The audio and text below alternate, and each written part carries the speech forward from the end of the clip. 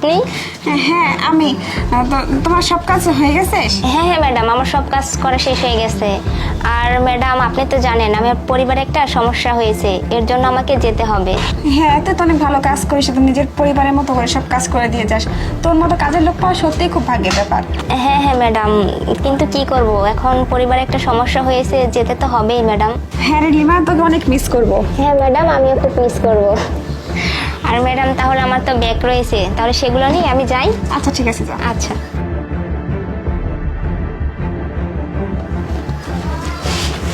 Madam, আমি তাহলে আসি।